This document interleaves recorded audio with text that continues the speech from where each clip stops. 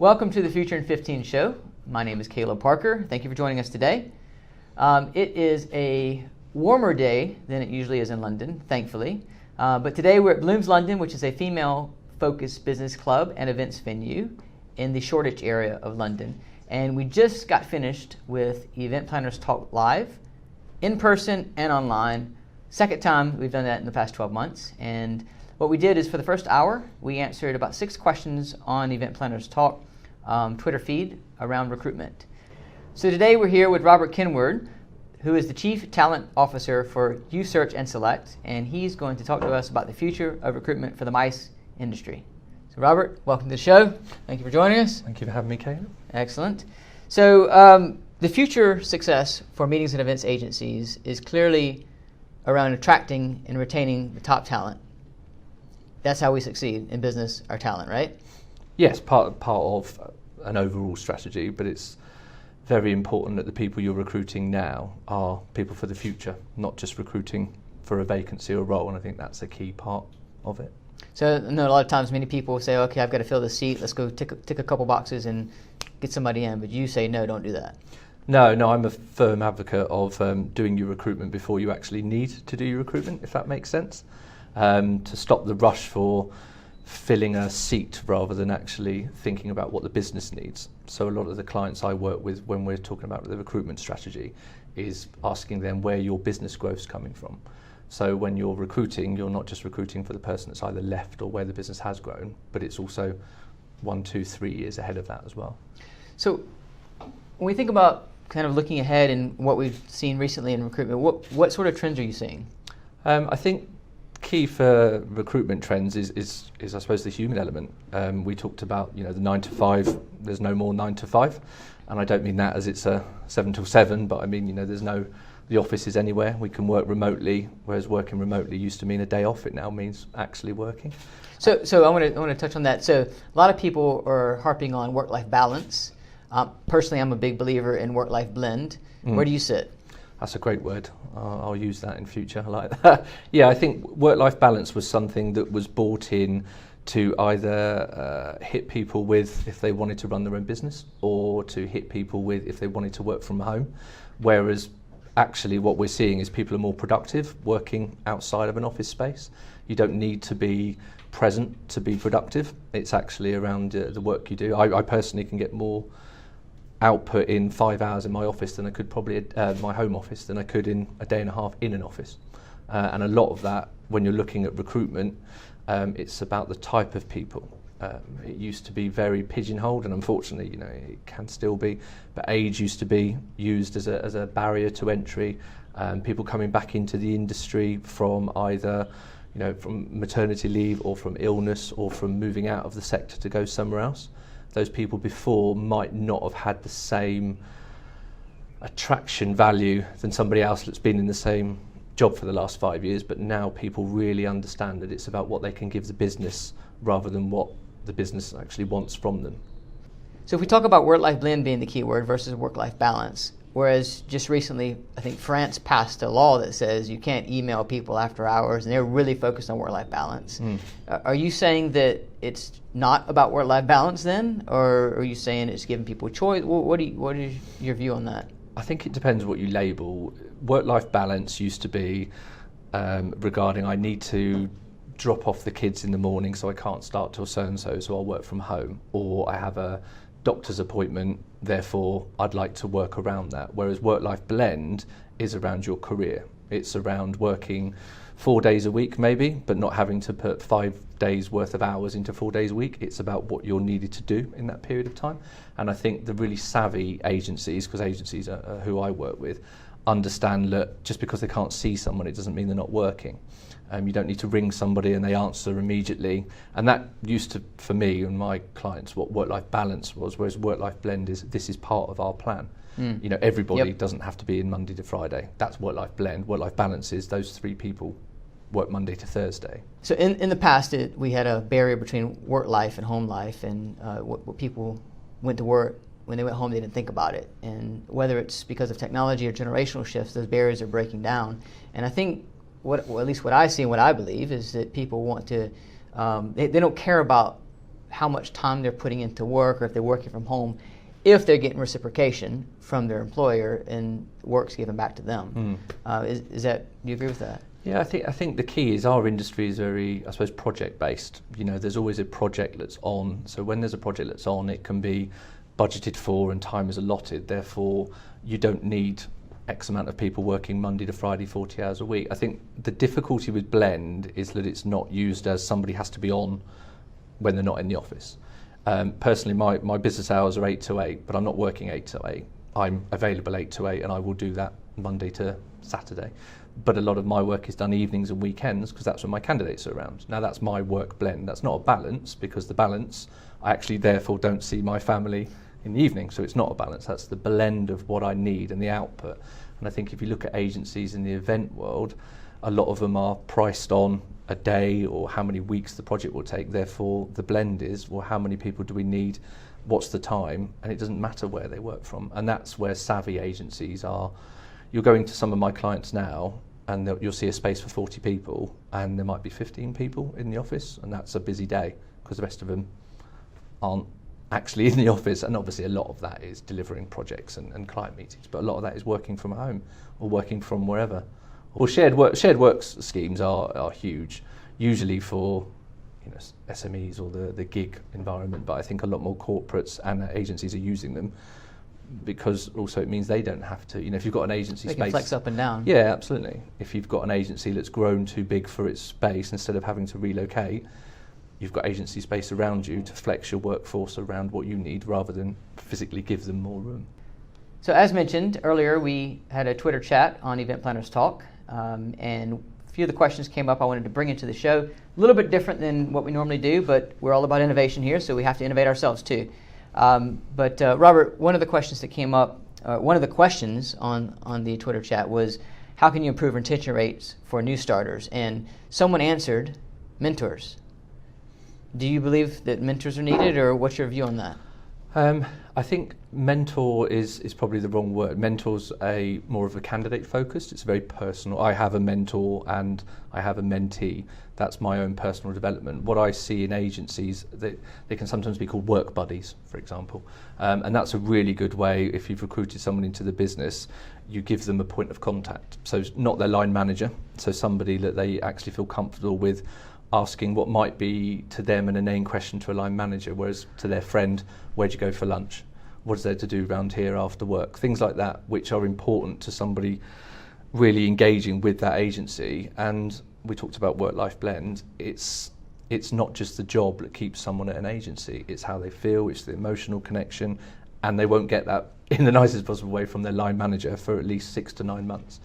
And unfortunately, if you've waited 6 to 9 months before you have that emotional connection, that's that key period. Nobody will leave a job within 6 months because they won't want it on their resume or CV. People will usually do a year, and then that's when they'll leave. So that first, if they're not engaged with the agency. So yeah, work buddy, very much like that idea. So the word work buddy, you said that's someone within the company. Yeah. And do you recommend to your clients that they assign a work buddy to every new employee? I wouldn't say I recommend, because every client is different, but work buddy as a concept is a good idea. We all want to know that there's somebody we can just go and chat to without having to worry that they are your line manager thinking you're asking a question that you should know. So yeah, no, it's a really good idea. And again, it adds to that the personal touch. If you've thought about it in advance, and it can't just be somebody that you just pick on the day to be a work buddy, and that person needs to be aware they're giving and the attachment they're going to give to somebody, because you don't want it to be somebody that feels like they're just having it shoved on them. That's going to have a negative effect.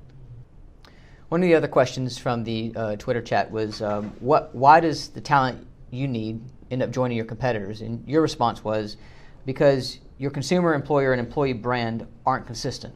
What do you mean by that? I think when people start looking to recruit, the first thing they do is they look at what they want. They look at what they need, and they look at what they think they should tell people, which personally I think is the wrong way around. That's what I mean about, there's a multitude of agencies and corporate out there all looking for the right talent match. And the first stage of that candidate attraction is them coming to you, or them seeing or reading something about you. Now, if they're reading something about you that is we do this, we do that, rather than we can offer, you can have this, then you're immediately turning them off. There's a phrase around, if anybody has to click twice on your website, you've lost them already. So the consumer brand on most people's agency's website, lots of visuals, lots of videos, lots of people saying how great they are as an agency. You click on their career page, if they've got one, or an info app, or we talked about people having to download CVs, things like that. That's all turning people off because you're focused on the consumer brand. Your employer brand looks great when it's, you know, maybe videos of people that have recently joined the business, interviews with, or here's a telephone number, call us for a chat, or come in and have a coffee. That's your employer brand if that's what you're telling your clients. So if you're not practicing what you preach with your candidates, they're going to walk into your competitors' offices. And you're surprised because you don't actually think at the beginning what it is you can offer. You're just looking at what you want. So we talked about this earlier. I'm a big believer in brand, and I believe your brand is what you believe in. And if you stand for what you believe in and you show that in everything you do, then conversations you have with your customers, conversations you have with investors, conversations you have with your vendors, suppliers, potential employees, all sort of carries the same thread. Is that sort of what you're saying? Yeah, I think when people are looking to attract talent, there's a disconnect between their message on employee, and consumer brand, which is what you've just talked about. So consumer brand, somebody goes on the website, thinks this is a great agency, I want to work there. The employee brand is, I've got to fill a form in to do this. Straight away that's negative. Or they might know somebody that has worked for that business, so they'll pick the phone up and say, what do you think? And that's employee brand. Now, if all three of those messages are inconsistent, you're not going to attract talent. Well, you are going to attract talent, but you're going to attract the talent that's for the here and now and needs a job rather than wants to come and work for you. And that's a huge difference for, the growth of a business. So one question that came up from Matt Riley on the Twitter chat was, how can organizations find out what top talent's looking for and position themselves favorably? It is really hard for clients and my agencies. I do get that completely, but I think what people forget straight away is their biggest resource is their own people. So HR professionals, talent professionals and we talk about people metrics. So that's around understanding your current workforce and what turns them on and off. So for example, the easiest way you can look at it, because you physically can't ask other people why they don't come to you, that just... Well, you can. You can, but no one will answer it, and you wouldn't, it's a metric you can't gather. What you can gather is the person that's been in your business for 5 years. Sit down with them, but regular, consistent Q&A with them, but for this purpose, sit down and ask them questions. Why did you join us? Why do you stay with us? What is it about us that you really enjoy working for? Would you ask your friends to come and work here? And then do the same with somebody that's just started. Do the same with the boss. Do the same with people. There you'll get your people metrics. You'll get your demographic of your workforce. You'll get personality traits of your top performers. You'll get aptitude or attitude assessments of people that do well and enjoy working there. So you can take those people metrics, and when you're doing your recruitment, and the key part there where you would touch the candidate is the selection process, your questions, your interviewing should be around what works within your business. So I'm an advocate of what we call cultural fitness. So it's not recruiting drones or people that just do as they're told. Push-ups and sit-ups. And Not from me. But cultural fitness is around somebody that is going to believe in your culture and your values. There's this myth of the candidate-driven market, but you also have a business that needs to grow. You're not going to grow your business with people that just have their own agenda. You have to have your own brand and your own beliefs. So cultural fitness is around people buying into those beliefs, but also adding to them. So giving your business something you didn't have before they got there that's going to help you get to that next level. So that's how you will attract the talent. That's how you'll know what it is that you have. When you talk about cultural fitness and people adding to your culture, are you saying that employers should let people know somehow they will be able to add to your culture? And how do you let them know that? There's 2 touch points specifically that will help. It's on your job advert, and it's when you're meeting them or speaking to them for the first time.